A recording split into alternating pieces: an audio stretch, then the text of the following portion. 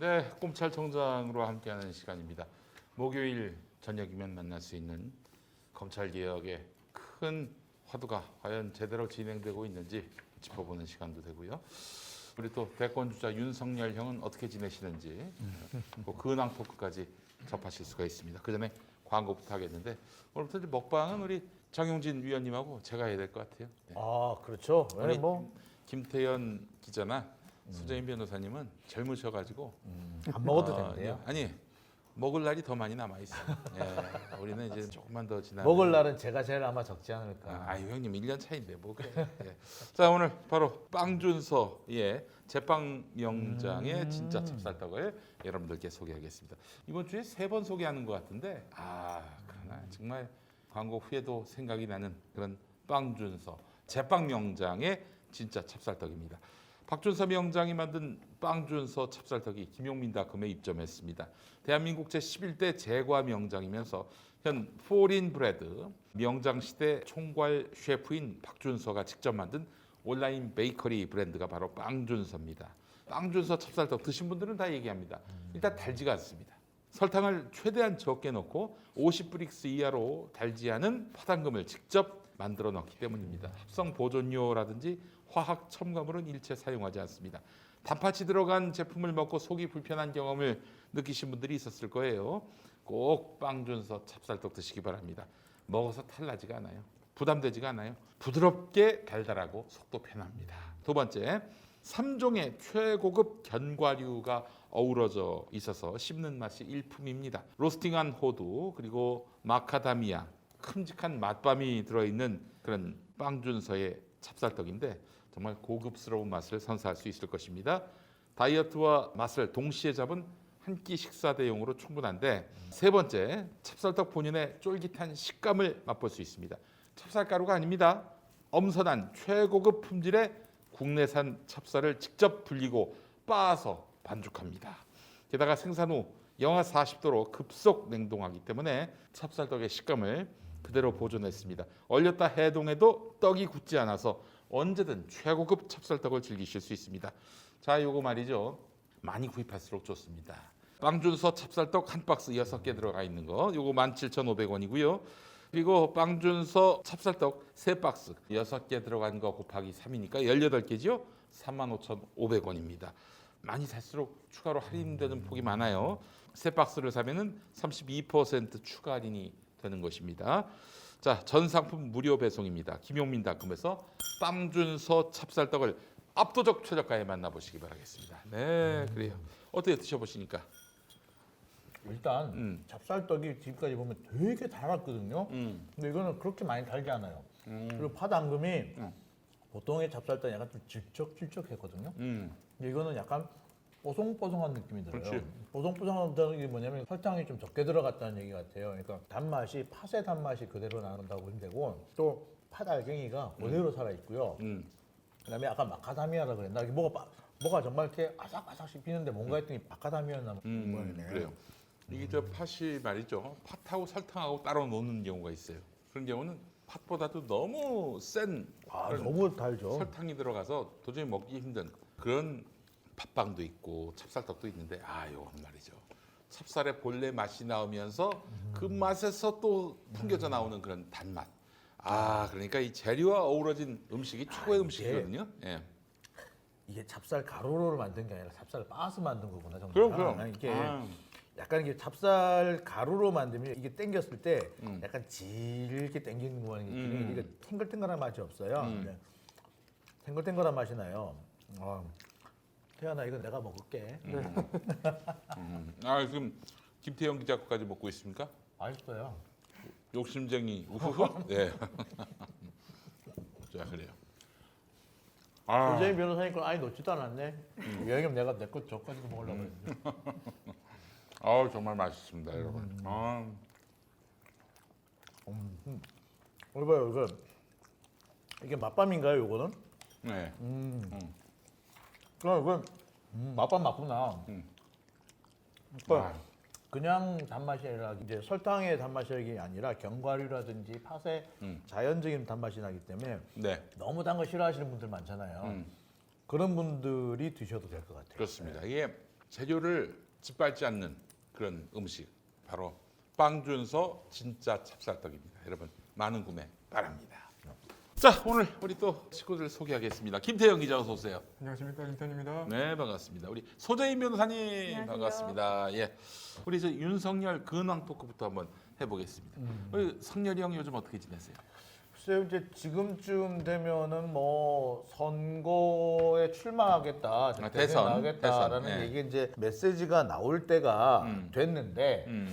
아직 나오지 않고 있어요. 음. 그리고 보통 선거에 나갈 사람들은 소송을 잘 걸거나 하지는 않거든요. 근데 계속 소송을 제기를 하는 걸 보면서 이 사람이 정말 출마를 할 생각이 있나? 이런 생각이 좀 들기는 합니다. 아니 정치 초보라서 소송을 안 하는 게 좋을 텐데라는 생각이 미처 안 든 건 아닐까요? 글쎄 그래도 그 정도를 모르진 않을 것 같고요. 그다음에 아시겠습니다만 이제 보통 선거 특히 대선을 할 때는 자기 혼자만의 힘으로 되긴 어렵거든요. 그렇죠. 예, 선거 운동이라는 게 전 국민을 상대로 하는 거기 때문에 그래서 이제 선거 전문가들을 영입을 하고 뭐 이렇게 해야 되는데 그런 내용이 또 지금으로선 포착이 안 돼요. 왠지 좀 요즘 기술자를 좀 쓰는 것 같다라는 느낌이 드는데요. 레토릭이나 뭐 만나는 사람들 몇 면을 보나 뭐 맨날 압수수색하고 구속시키고 남 범죄자 만드는 그런 일생만 살아왔던 사람이 어떻게 대권 주자가 될 수 있는가라고 했을 때 요즘에 좀 굉장히 미개한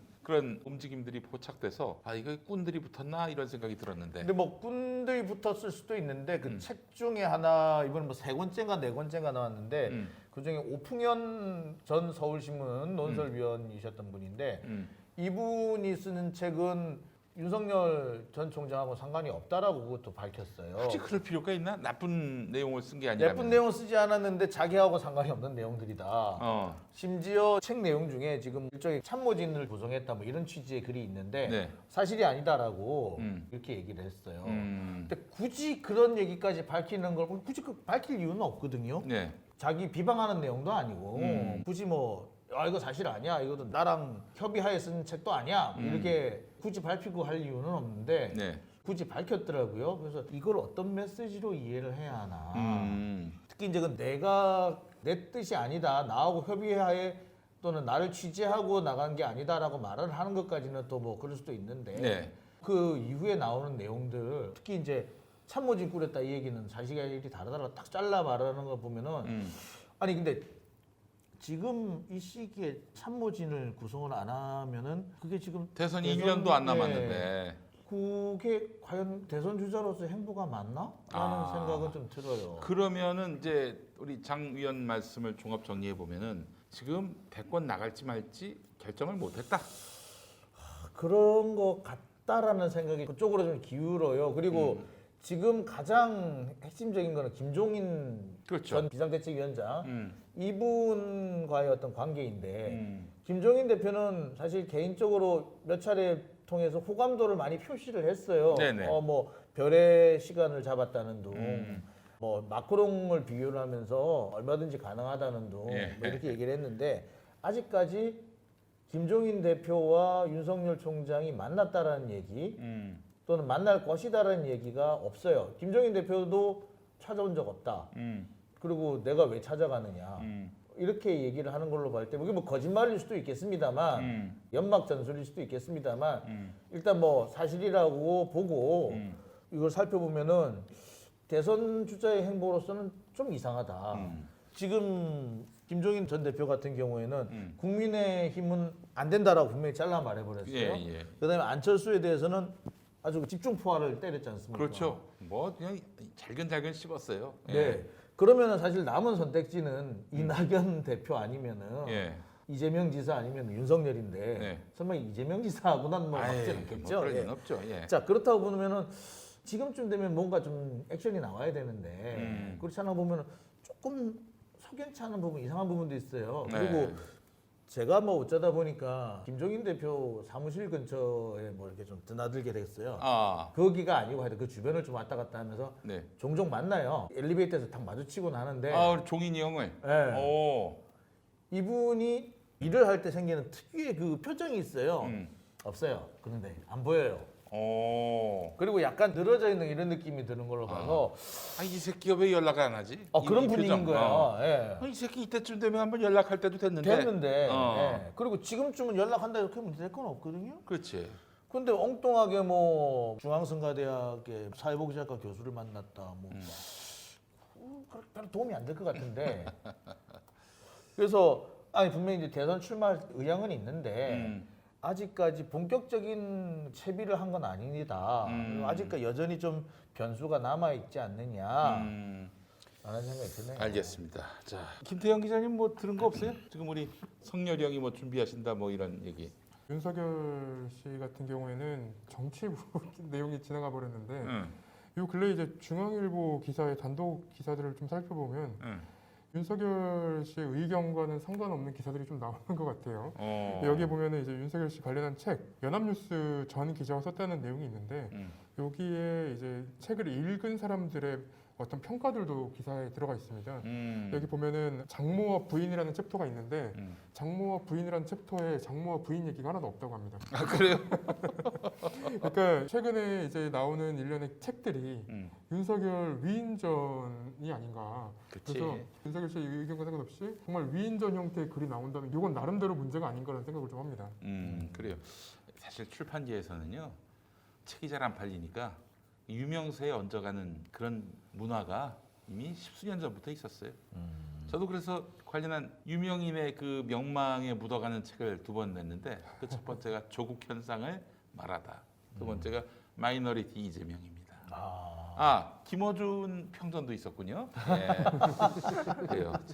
다 먹고 살라고 이제 하는 건데. 근데 윤석열 책은 좀 너무 앞뒤다 보니까 내용도 없고 뭐 그냥 표지 디자인부터 구려요. 그러니까 심지어 뭐 플라시도 도밍고를 생각해가지고 뭐 무슨 성민열? 성민열. 플라시도 성민열? 뭐 이런 식으로 진짜 율라시도 또 성민열? 뭐 이런 식으로 했는데 이건 좀 유치한 수준을 넘어가지고 정말 진위 여부가 매우 의심스러워. 만약에 사실이라면 매우 유치한. 야, 좀 재밌네요.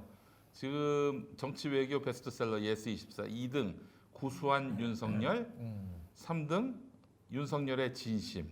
그래요. 재밌습니다. 박용진의 정치혁명? 이것까지 올라왔네요. 네, 우리 박용진 형님의 정치가 궁금하신가 봐요.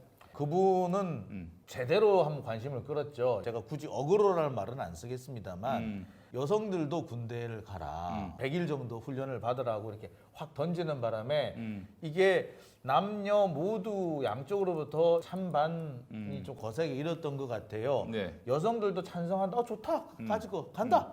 못 갈 게 뭐 있냐. 대신에 우리와 관련된 모든 차별을 철폐해라. 이렇게 또 나서시는 분들도 계시고요.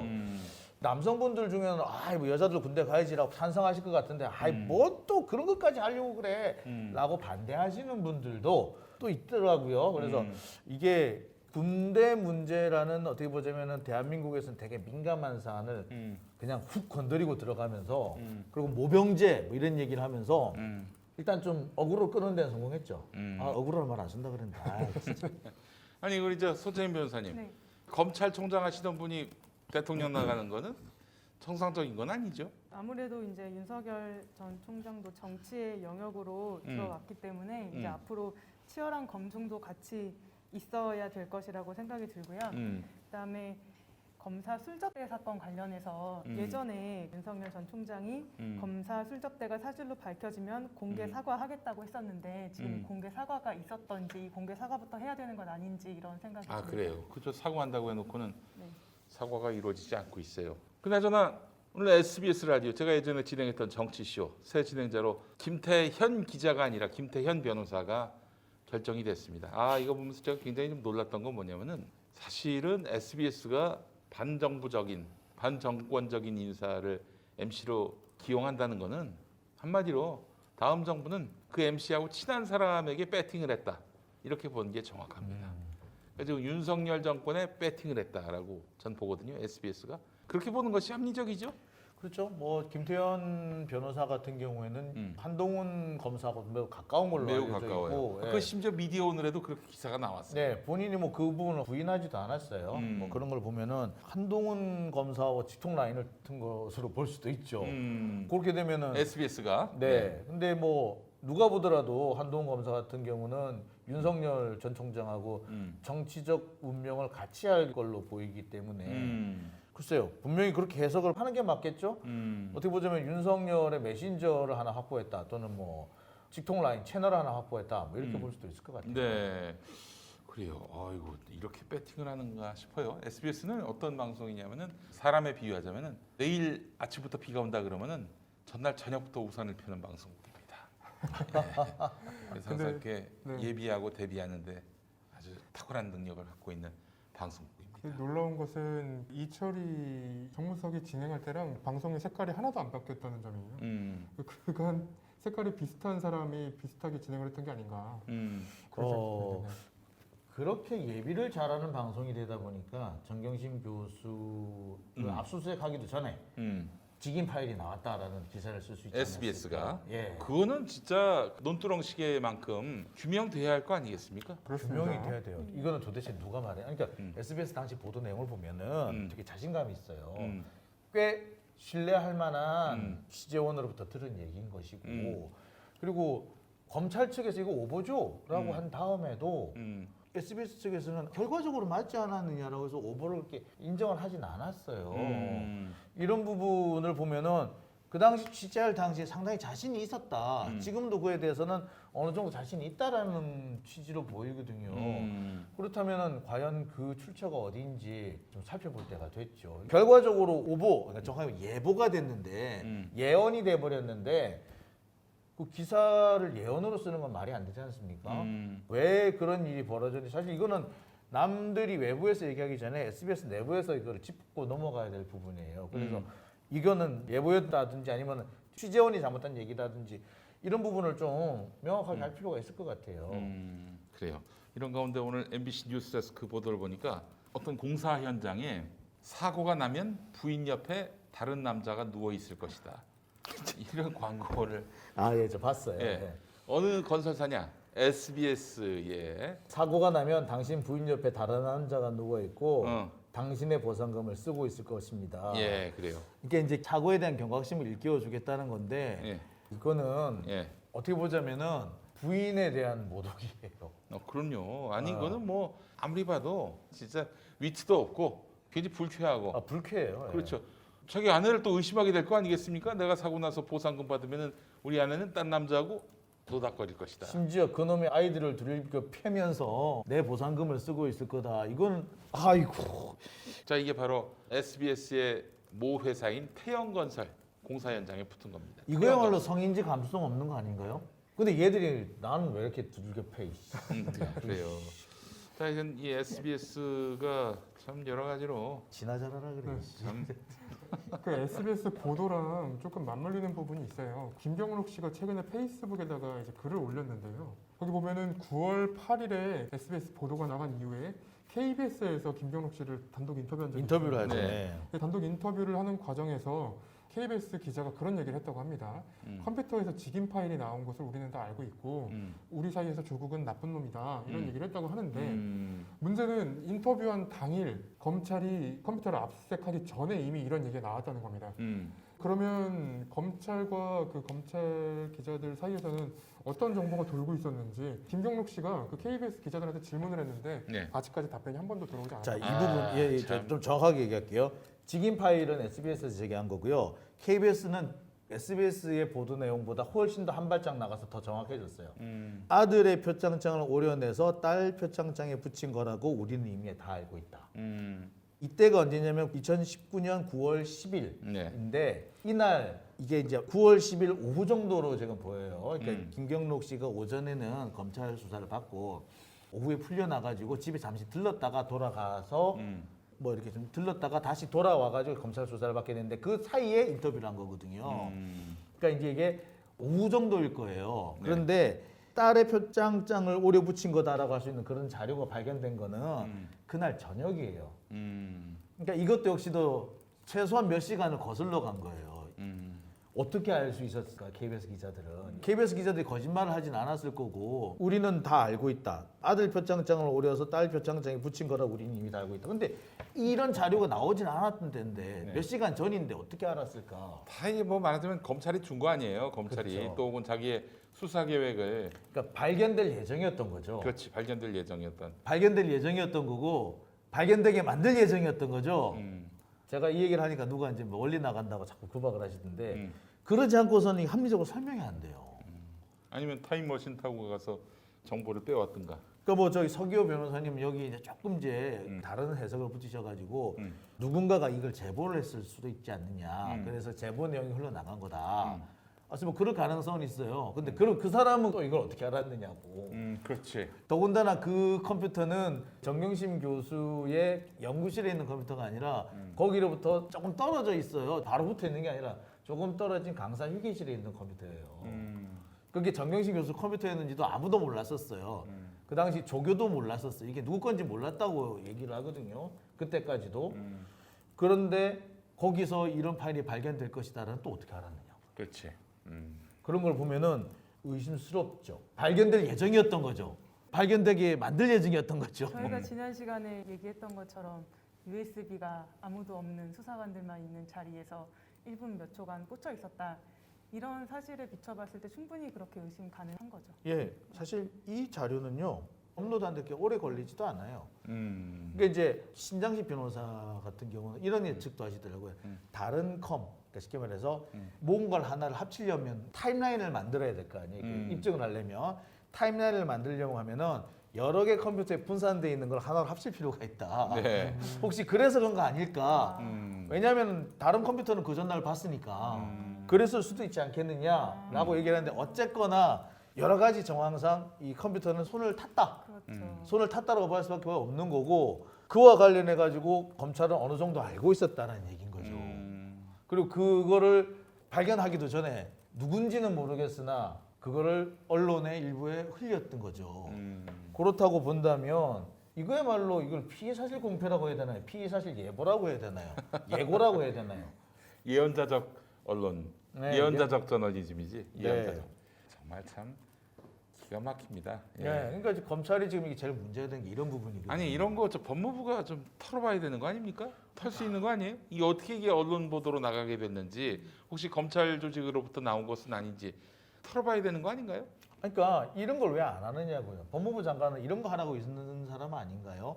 지금도 보면 피의사실 공표 얘기를 했는데 피의사실 공표는 둘째치고 피의사실 예고가 어디냐고 이런 식으로 이거는 도대체 어떻게 된 건지는 법무부가 확인을 해야 돼요. 더군다나 지금 검찰이 김학의 사건과 관련해 가지고 이규원 검사를 지금 거의 쥐잡듯이 후려잡고 있다. 그렇죠. 예.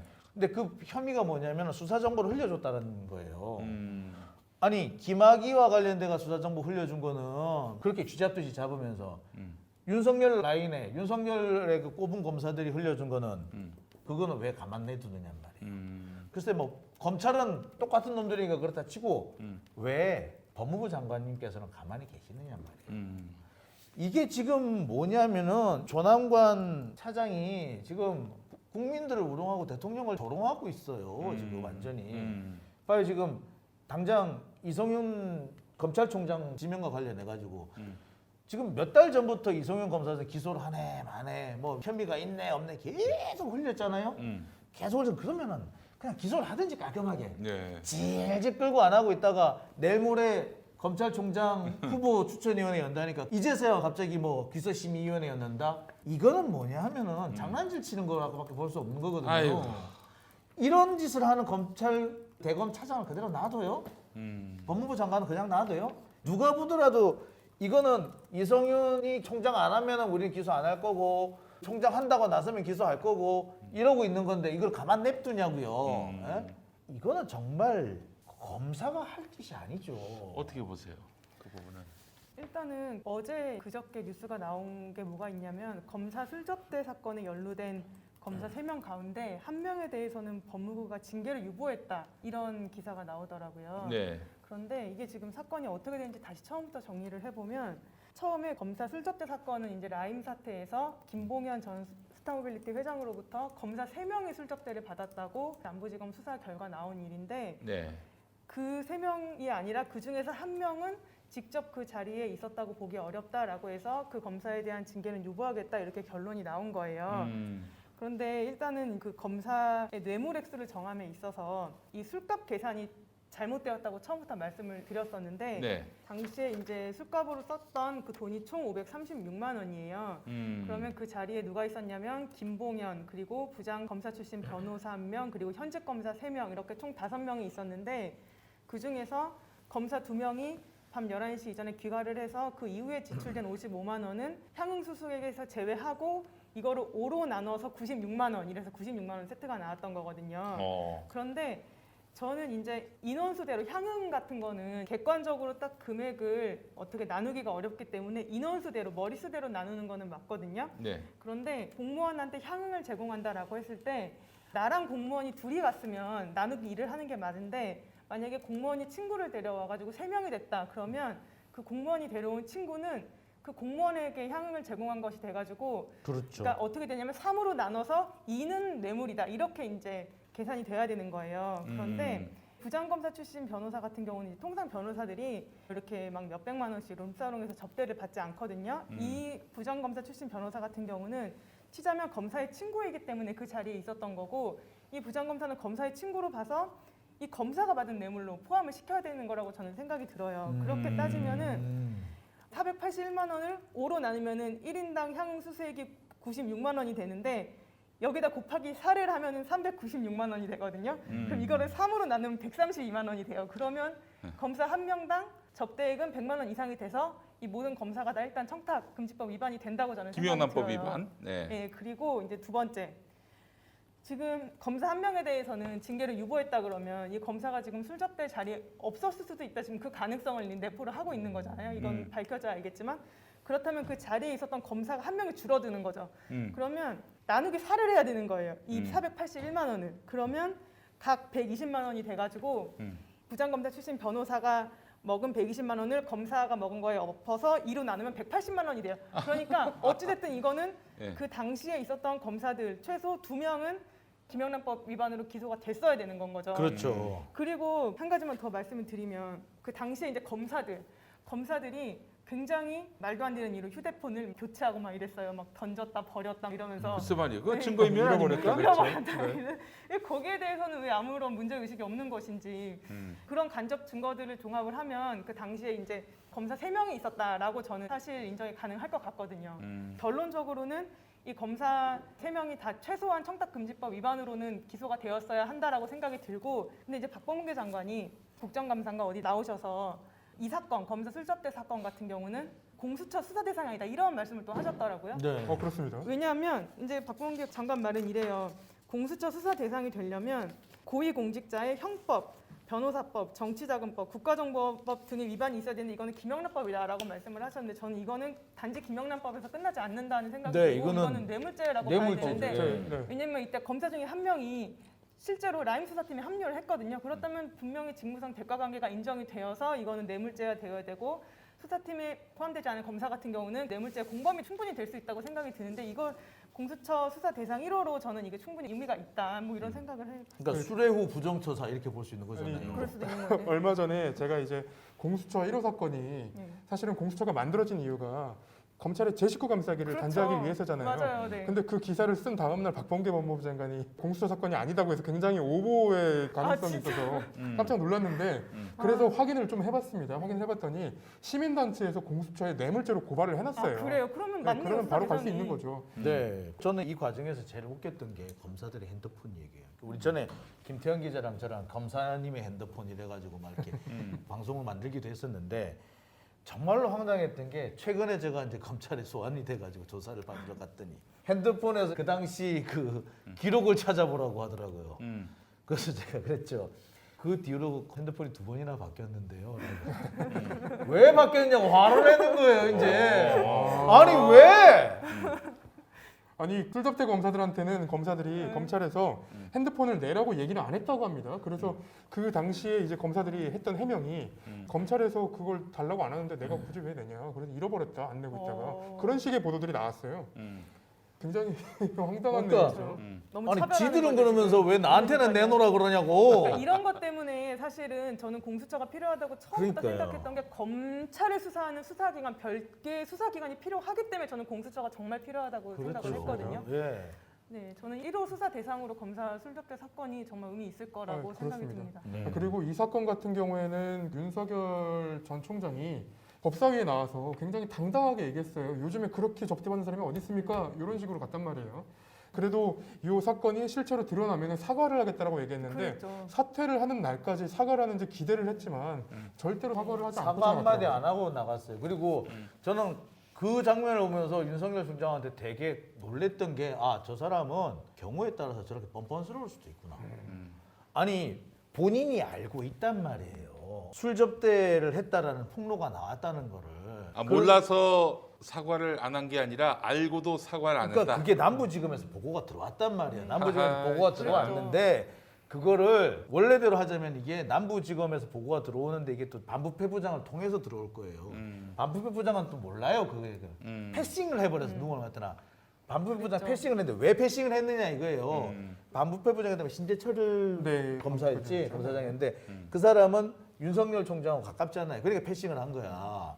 그랬다는 건 뭘 말하느냐면 상황이 심각할 수 있다는 걸 알았다는 얘기예요. 네. 그런데 요새 그렇게 하는 검사가 어디 있습니까? 라고 큰 소리를 뻥쳤다는 얘기는 설령 그렇다고 하더라도 나 여기서 큰 소리를 뻥쳐야 돼 라고 할 수 있는 사람인 거예요. 이거는요 보통이 넘는 겁니다. 그리고 그렇다면은 그 사람의 얼굴은 진실을 말하는 얼굴이 아닌 거죠.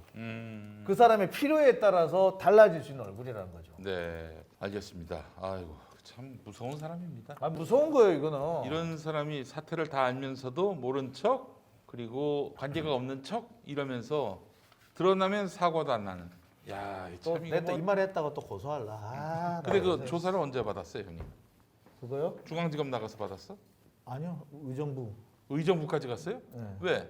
집이 가평이잖아요. 아 그렇구나. 그래서 이번에 그 한동훈 검사가 고소한 것도 종로경찰서에서는 어디 주소지로 보내드릴까요? 근데 가평에서 의정부가 멀지 않아요? 차라리 종로서가 낫지.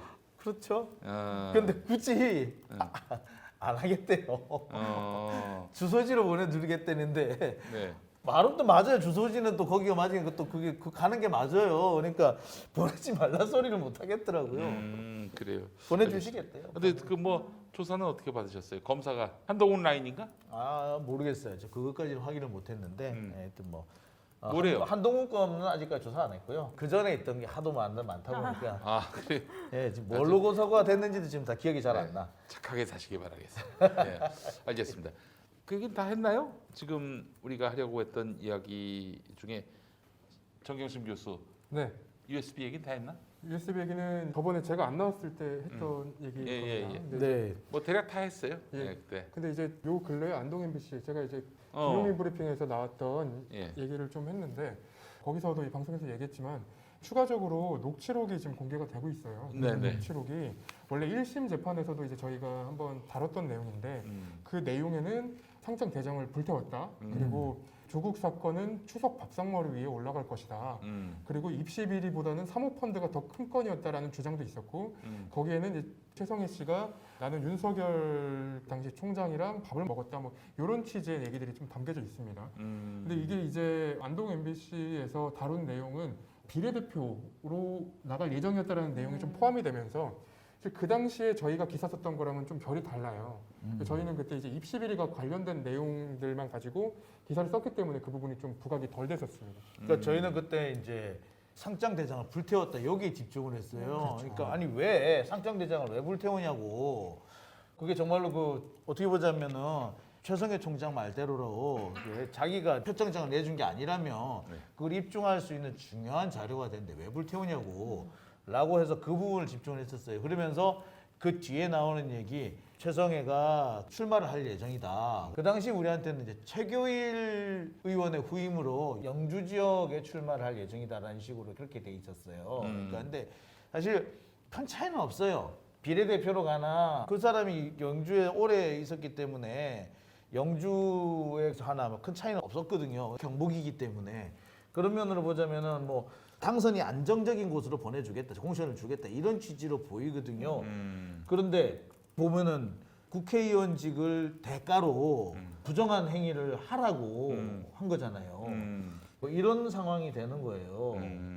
지금 이 부분은 그때는 저희가 크게 생각을 안 했었는데 어떻게 출마를 안 했으니까 크게 생각을 안 하고 아 이런 짓도 했어라고 해서 그냥 한 줄 더 붙이는 수준이었는데 이제 네. 이번에 그게 집중적으로 크게 보도가 된 거죠. 1심 재판에서는 이 녹취록이 이제 증거로 채택이 안 됐어요. 증거로 채택이 안 된 이유는 사실 재판부나 저희나 같은 판단이었습니다. 그러니까 한 명이 녹음한 거고 이 최성애가 이 사람한테만 얘기했으면 어떡하지? 라는 생각 때문에 안 됐던 건데 재판부에서는 이 녹취록 관련한 내용과 그리고 최성애 씨의 외조카의 종합적인 내용을 듣고도 이 내용을 이제 신빙성이 없다고 판단을 했었습니다. 지금에서야 저희가 조금 더 밝히는 내용은 사실 이 녹취록에 등장하는 최성애 씨의 최측근 이 사람이 동양대의 매점을 운영하고 있습니다. 그러니까 학교의 매점이라고 하면 굉장히 알짜 돈을 그렇죠. 벌 수 있는 그런 곳입니다. 네. 거기다가 동양대 기숙사에 식당도 운영하고 있는 것으로 파악이 됐었고요. 근데 이렇게 된다면 사실 이 사람이 최성애 씨한테 아무런 얘기를 듣지 않고는 할 수 없는 얘기들이에요. 그럼에도 최성애 씨가 조국이랑 세게 싸우고 있다 뭐 이런 얘기를 했다면 최성애 씨의 의도가 좀 보이는 부분이라고 저는 생각을 좀 그렇죠. 합니다. 근데 이제 뭐 이게 이번에 그 안동인비 씨가 공개한 자료는 법정에도 제출이 되기는 했었어요. 네네. 됐기 때문에 이제 증거 채택 여부를 둘째 치더라도 법정에서 공개된 발언이라는 건 분명하거든요. 그다음에 그와 별도로 추가로 다른 녹취록도 지금 슬슬 나오고 있더라고요. 그러니까 네. 최성애 총장하고 조카하고 전화 대화를 하는 내용도 좀 나오고 있고요. 그렇죠. 그런데 거기서도 보면은 의미 있는 내용들이 조금씩 나오고 있어요. 그래서 저희가 지금 녹취를 김태형 기자 열심히 풀고 있거든요. 네. 그래서 나오는 대로 다시 한번 저희가 자세한 내용을 또 전해드리도록 하여간 하겠습니다. 1심 재판부가 정경심 교수에 대한 유죄 판결을 내린 근거들이 거의 최성애의 증언에 기초한 것들이 많고 근데 그 최성애는 진술이 달라지고 객관성을 넘어 신빙성도 없는 것이고 그런데도 최성애의 말이 그야말로 핵심 증거가 돼서 조국 전 장관 가족의 입시 비리가 증명됐단 말이에요. 그건 뭐 제대로 증명된 것도 아니고 거의 뭐 자기들이 의도한 방향대로 내린 그런 불공정한 판단이라고 보는 건데 이게 진짜 왜 이렇게 1심들이 이 모양 이 꼴이죠? 오늘 또 저기 이번 주간에 저희가 김진홍 목사라는 사람이 선거에 개입해서 더불어민주당 의원들 이 친구들 사드 기지 건립에 반대했다. 60명 넘는 국회의원들 낙선시켜야 된다. 선거운동 기간 중에 예배 설립 때 그런 말을 했거든요. 어이구. 근데 무죄를 했어 무죄를. 그것도 누가 했냐? 빤스를 풀어준 허선화 판사. 아니 이게 대체 말이죠. 그럼 누가 법을 지켜? 이 법이 그냥 뭐 허울만 남으면은 선거 중에 분명히 민주당 찍지 말라고 한 것이고 그거는 비단 지역구만이 아니라 비례대표 의원들도 그건 정당을 찍잖아요. 근데 그에 대한 그런 명시적인 어떤 그런 비례대표 뽑지 말라 이런 말이 없어서인지 하여간 그거는 일반인이 알 수 없다 이런 이유로 해가지고 무죄가 나왔는데 아니 이런 식으로 그러면은 비집고 들어가서 돌려서 선거운동 개입해도 문제 삼을 수가 없겠네 앞으로? 1심 판결들이 다 이 모양 이 꼴이에요. 이게 이제 참 양승태 대법원장이었나요? 그보다 그 앞에 이홍훈 대법원장이었나요? 하여튼 뭐 대법원장 한 분이 그런 얘기를 하신 적이 있어요. 법관의 양심은 자신의 개인적 양심이 아니라 법관이라는 직업으로서의 양심이다라는 얘기를 했어요. 물론 그때 그분은 이제 제가 알기로는 마성경 판사를 디스하기 위해서 쓴 걸로 제가 기억을 하는데 맞는지 다시 한번 좀 살펴봐야 되겠습니다만 그러니까 튀는 판결하지 말라는 취지였거든요. 그런데 허선화 판사야말로 정말 튀는 판결 중에서 너무 튀는 판결이란 말이에요. 이분은 자신 개인의 양심이나 자신의 개인의 신념을 판사의 직업적 양심과 신념하고 이렇게 치환하고 있지 않느냐, 착각하고 있지 않느냐라는 생각이 들어요. 다시 한번 말씀드립니다만 이게 뭐 법관의 양심, 신념 그에 따라 판단하라는 거는 정말로 개인의 튀는 그런 양심이라기보다 평균인의 양심, 평균인이라면 이렇게 생각하지 않을까라는 합리적인 추론에 맞춰서 판단해야 되는데 너무 좀 개인적 선입견에 치우치지 않느냐 의심을 지울 수가 없습니다. 이 의심을 지울 수 없다 이렇게 표현을 완곡하게 해야지 고소를 안 당하지. 요즘 방송할 때 이제 제가 장 선배가 말하고 나면은 뒤에 주저리 많이 떠드는데 이게 혹시라도 조금 틀려서 디테일이 조금 틀렸다고 이제 고소고발이 그러니까 들어올까봐 디테일 가지고 시비를 거니까 네. 나중에 디테일을 가지고 하나하나 싸우려니까 나도 짜증이 나는 거예요. 그러니까 한동훈만 해도 그런 거예요. 이 사람은 자꾸 2016년에 뭐 LCT 수사 끝났다 그러는데 아니야.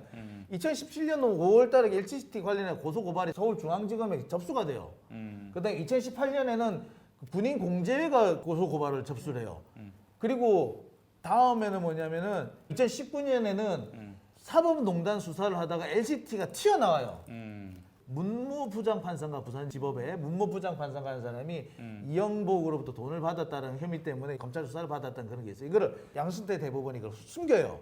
이게 숨겼다는 게 사법농단 수사 과정에서 튀어나온 거예요. 자, 그랬으면은 그 당시 한동훈이 3차장이었단 말이에요, 다. 그랬으면 자기가 수사를 하는 게 맞잖아. 근데 자기는 해당 사항이 없다라는 게 딱 잡아떼면은 이거는 그러니까 자기는 2016년에 LCT 수사팀에는 없었다. 아 맞아. 그러니까 나는 그 얘기를 한 게 아니라고. 이런 디테일한 걸 하면 내가 구질구질한 느낌이 돼버리잖아요, 그죠? 나는 틀리지 않았는데 틀리지 않았다고 얘기하는 내가 구질구질해져 버려. 그러니까 이제 그런 상황이 안 생기도록 우리 김태현 기자가 열심히 지금 쉴드를 치고 있는데 방송이 재미가 없어요. 아이고, 알겠습니다. 오늘 주제 중에는 없었는데 갑자기 궁금해졌습니다. 김부선은 왜 저렇게 나오는 거죠?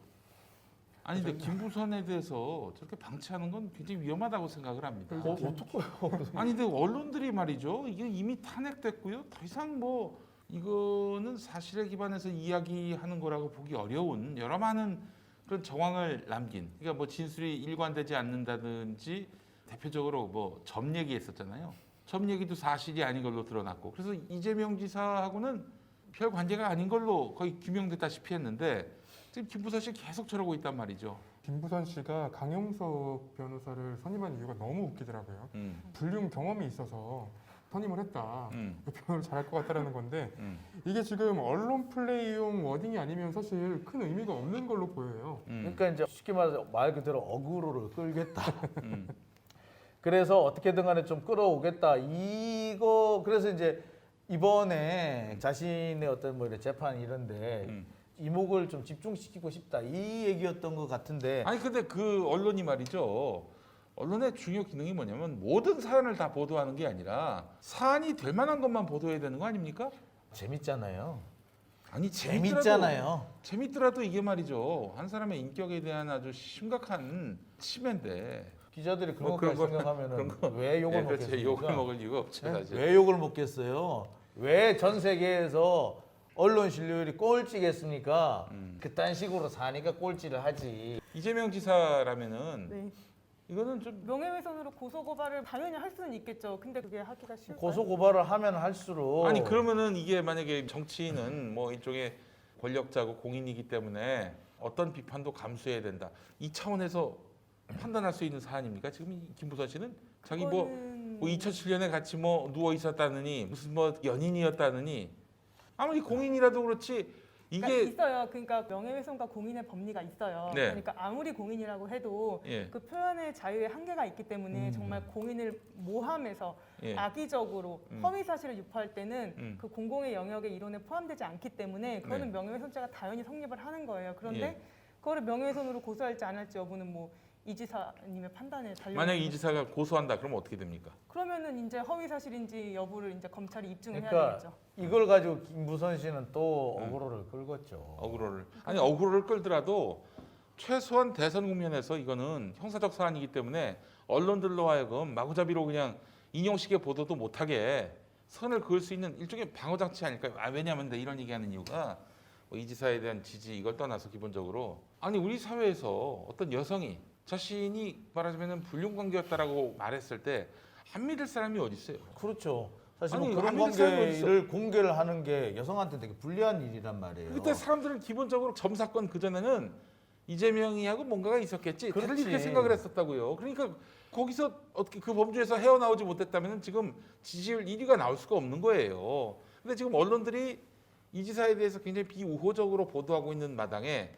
그냥 김부선이가 말했다고 이 따옴표 저널리즘으로 해가지고 계속 중계방송식으로 보도하게 되면은 지지율 떨어집니다. 게다가 또 지금 여당이 어떤 프레임에 지금 휘말려 있어요. 안희정, 박원순, 정봉주는 이제 뭐 대법원 판결이 나오겠습니다만 1, 2심에서 다 무죄로 나왔지만은 물론 이제 성추행 그것과 관련한 그런 본안은 아니었어요. 프레시안에 대한 명예훼손 건인데 그걸 본안처럼 다뤄가지고 성추행 없었다는 게 1심, 2심 판단이거든요. 근데 약간 이게 여당 하면은 성추행 정당이라는 프레임이 씌워졌고 대권 주자들이 그것 때문에 세상을 떠나거나 감옥에 가거나 이런 상황이란 말이죠. 이런 위태로운 상황 속에서 이렇게 중계방송식 보도가 계속되고 있다면은 내가 이재명 최측근이라면은 이거 저 형사로 가가지고 정말 나중에 취하는 선이 있더라도 이거는 분명히 제동을 걸 필요가 있겠다라고 얘기할 것 같아요. 제가 이제 이재명 지사의 최측근이라면 사실 이 상황에서는 예. 이렇게 지나가는 것도 나쁘지 않다라는 판단을 할 것 같습니다. 아 개무시. 왜 그러냐면 지금 이제 고발을 하거나 뭐 고소를 하는 경우에는 한 번 나와서 얘기할 수 있지만 예. 형사 고발을 해버리는 경우에는 재판이 앞으로 진행되는 동안 매번 나와서 매번 얘기할 거란 말이죠. 그러면 피의 사실을 자기가 자기 피해자가 얘기하는 것은 또 문제가 되지 않아요. 그렇기 때문에 이 사안을 가지고 매번 나올 때마다 내가 이재명한테 이렇게 했다. 앞으로 이렇게 재판을 할 거다. 그리고 의혹이 해소된 것 같지만 뭐 이렇게 아직 해소되지 않았다라는 식의 계속 주장을 할 것이기 때문에 판을 깔아줄 필요가 없다. 판을 깔아줄 필요가 없다는 생각도 듭니다. 그래요. 언론도 언론이지만 검찰이 그런 식으로 이재명을 상대로 해서 그 뭐 어떤 피고소인이든 고소인이든 수사를 한다면은 이재명을 죽이려 할 것이다. 이런 얘기도 나오고 있으니 아니 이거 어떻게 이 나라가 도대체 정말로 아주 개판 5분 전 아닙니까 이거?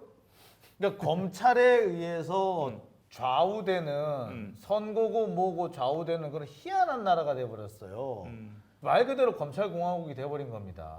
검찰 왕국. 검찰 왕국이 돼버렸어요. 진짜 이렇게 그대로 둬서는 안 된다고 생각이 들고 특히 이번에 민주당에서 제일 실수한 부분이 뭐냐면 그 검찰 개혁법을 주장한 겁니다. 특히 검찰의 수사권을 완전히 없애는 6대 범죄에 대한 수사권도 없애는 그 법안을 선거 이후로 미뤘다는 게 치명적이라고 봐요. 저는 선거와 상관없이 그걸 진행을 했었어야 된다고 봐요.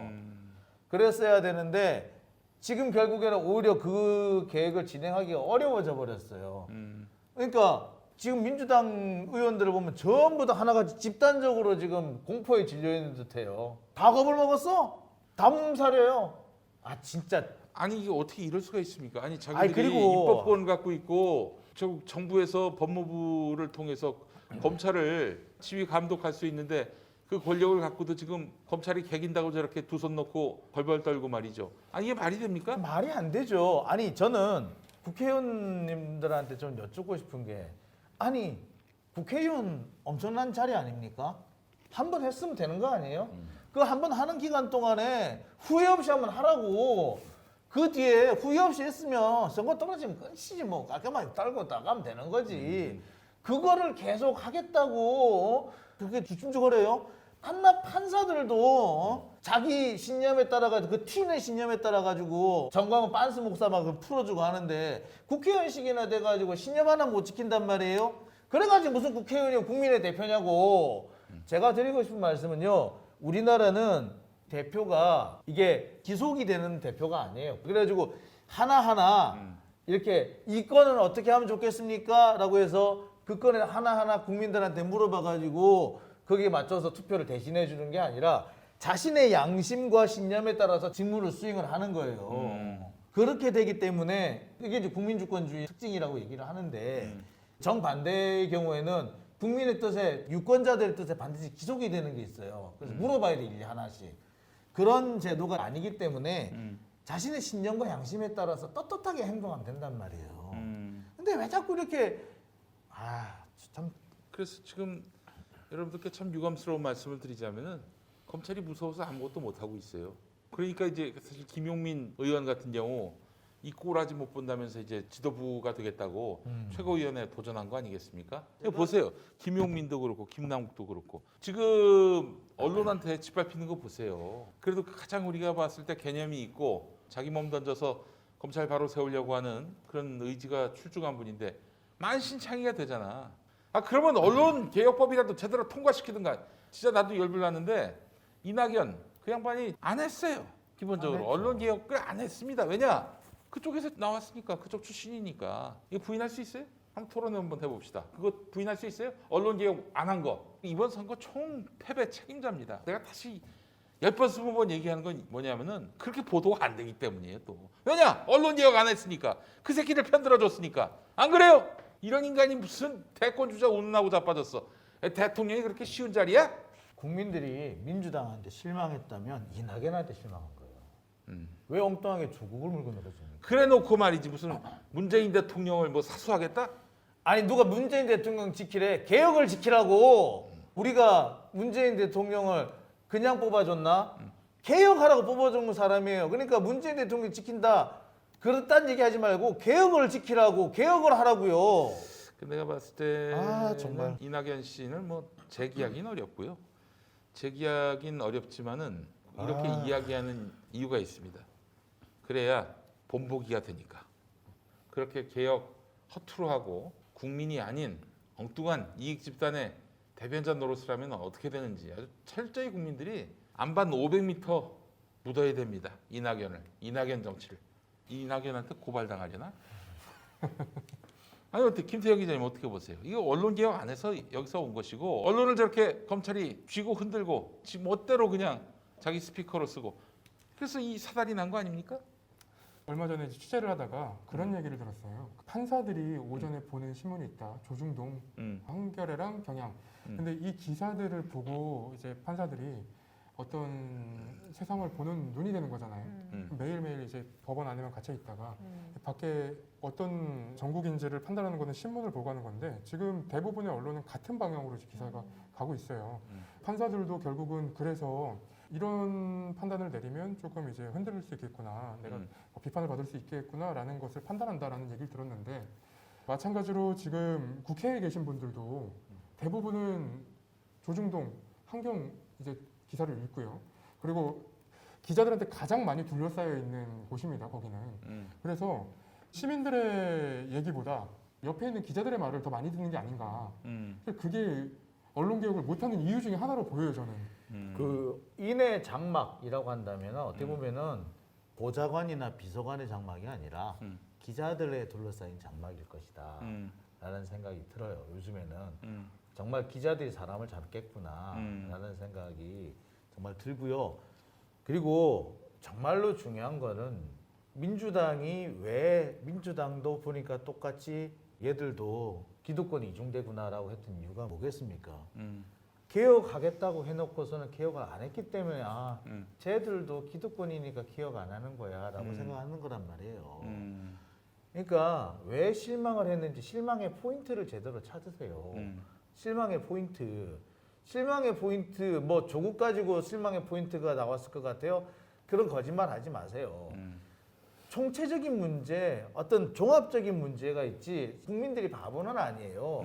어떤 한두 가지 사건이 촉발되는 원인이 될 수는 있지만 그 배경에는 좀 더 근본적인 문제가 깔려 있는 겁니다. 오늘자 기사들을 보면은 지지율이 나옵니다. 그 지지율 기사가 있는데 정당 지지도에서는 이제 전주와 같이 더불어민주당이 30%, 국민의힘이 27%라는 이제 얘기가 나와요. 그런데 이 기사를 바탕으로 생각을 해보면 지금 이번 서울시장 선거랑 부산시장 선거에서 민주당한테 완전히 등을 돌렸다는 얘기가 아니에요. 아직까지도 30%의 국민들은 민주당한테 처음 표를 줬던 것처럼 개혁이 잘 되기를 바라고 있다는 얘기고 그리고 밀어줬지만 국민의힘에 대해서는 이제 포인트가 떨어진 2%포인트 정도가 떨어졌는데 이 얘기는 국민의힘이 잘하고 있다는 얘기도 아니에요. 그러니까 지금이라도 개혁에 박차를 가하면 그 이전에 받았던 그 지지 그리고 이전에 받았던 그 응원들을 다시 받을 수 있지 않을까. 민주당 의원들이 조금 더 분발을 했으면 좋겠습니다. 그래요. 김영민 TV